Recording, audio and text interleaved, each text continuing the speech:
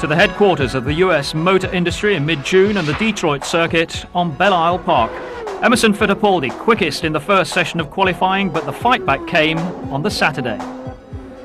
Nigel led teammate Mario Andretti around the 2.1 mile circuit and for the second successive year claimed the pole, shattering the lap record in the process. No wonder the Newman-Haas crew applauded the champion when he returned after clocking that sensational lap.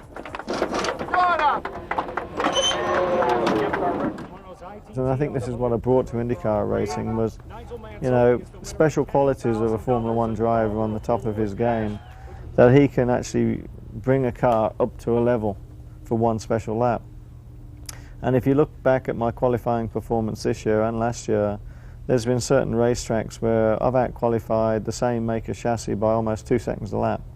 Well, for that one lap, I think I can honestly say that's the combination of the car, the engine and the driver that manages to do that. But can you then race it at that level? No way. So then come the race, reality sets in.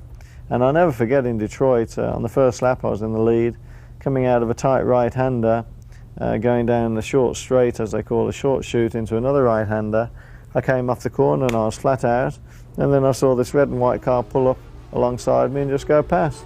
And I just said, I don't believe this. I was flat out, but he came around the corner, I would say 20% quicker than I did, and just got the jump on me down the short chute straight, and that was it. I was history.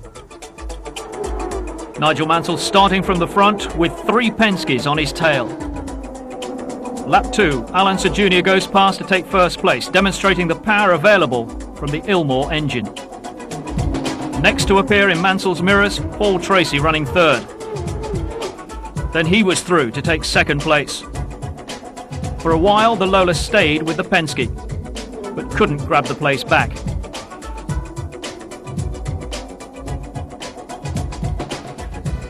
A pit stop almost brought disaster for Newman-Haas.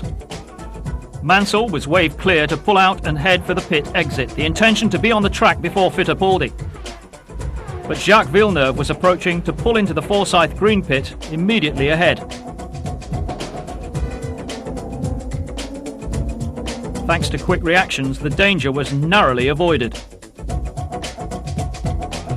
But a heart-stopping moment, followed immediately by another, as Emerson Fittipaldi almost became involved with Nigel's desperate avoiding action.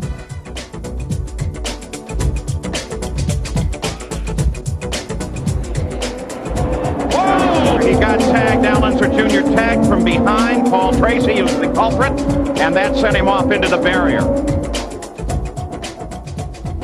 The end of Al Unser Jr.'s sequence of wins, and the end of Nigel Mansell's hopes of points in Detroit when he hit the tyre barrier after tangling with Emerson Fittipaldi.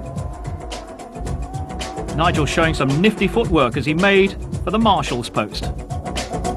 Now that's hard to do. I couldn't even do that. That's awesome. He's an athlete and a half. That's difficult. So Nigel Mansell climbs out of his car and across the tires. Tiptoe through the tyres. The incident that led to Nigel ending up in the barriers occurred when Emerson Fittipaldi had to brake urgently to avoid a slower car. Mansell, immediately behind, couldn't avoid him and came off worse. He slid across the track and into the tyres with a hefty bump. Moments later, he was bringing the car back in for attention to nose and front wing in the pits. The mishaps that delayed Al Unser Jr. and Emerson Fittipaldi gave Paul Tracy a clear run to the checkered flag. Nigel Mansell's race ended on lap 65, a throttle problem forcing him into retirement, a disappointing end to an event that had started so promisingly. Paul Tracy first, Emerson Fittipaldi second, and nobody else on the same lap.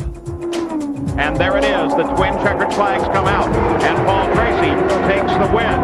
Today will be the first time that Penske cars have won 5 races in a row. Now, behind the scenes of all this, Nigel, moves were afoot to bring you back into Formula One. How flattering was it when the big guns came calling for you? I don't know so much that it was flattering. It's just that people don't appreciate that Formula One was my whole life for 13, 14 years. You know, that doesn't disappear overnight just because you leave it and go to another series. And as Bernie Ecclestone said when he was asked about how Nigel is and when did you speak to him last and did you ask him such and such, and Bernie said, well, look, I speak to Nigel virtually every other week or every week. And he said, what particular question do you want me to ask him, you know? I've got a very good relationship with the powers of Formula One, even when I left in 1992. But when you've got the powers of B behind you or supportive or would like you back in their series, it's always extremely helpful.